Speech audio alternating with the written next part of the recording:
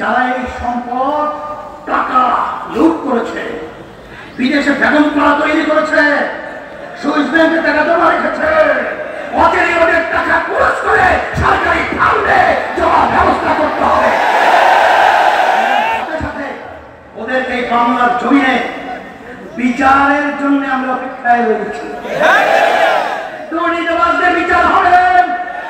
আর স্বাধীনতাকামী যারা রক্ত রয়েছে তারা শান্তি পাবে। এই হিসাবে আজকে ইসলামী আন্দোলন বাংলাদেশ এবং তার সমস্ত সহযোগী সংগঠন সকলকে আহ্বান জানাবো। ইতিমধ্যে দেশ আজকে সর্বদিক থেকে এলোমেলো অবস্থায়। আপনারা মন্দির পাহারা দিয়েছেন, আপনারা রাস্তায় রাস্তায় কারিজন চাপ যেন সৃষ্টি না হয় ট্রাফিকের ভূমিকা পালন করেছেন, আহত ভাইদের পাশে গিয়েছেন, আপনারা বিভিন্ন পর্যায়ে দায়িত্ব পালন করেছেন।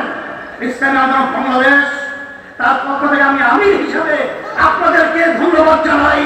আপনাদেরকে দুনিয়া এবং আখিরাতে যাচাই খায় দান করুন।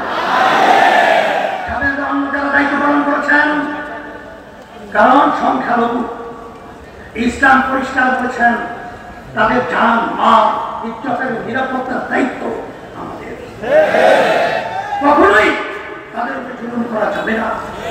এবং যারাই অন্যান্য ছাত্ররা এবং অন্যান্য সংগঠনের যারাই দায়িত্ব পালন করেছেন সবাইকে ধন্যবাদ জানাই। আর বিশেষ করে সেনাবাহিনী সহ বর্তমান ডক্টর ইউনূস সহ তারা যে দায়িত্ব পালন করতেছেন এবং অন্যান্য যারা দায়িত্ব পালন করছেন, আপনারা ন্যায়ভাবে এবং সুন্দরভাবে দেশ পরিচালনা করার উদাত্ত আহ্বান জানাচ্ছি। আর সাথে সাথে আমার এই গেছে আমরা সুন্দর একটা বাংলাদেশ আপনাদের থেকে আশা করছি। আমরা সবাই একাত্রিত হয়ে এই সুন্দর বাংলাদেশ দেখার আশায় আজকে আপনাদের ধন্যবাদ জানিয়ে আজকে বক্তব্য শেষ করছি।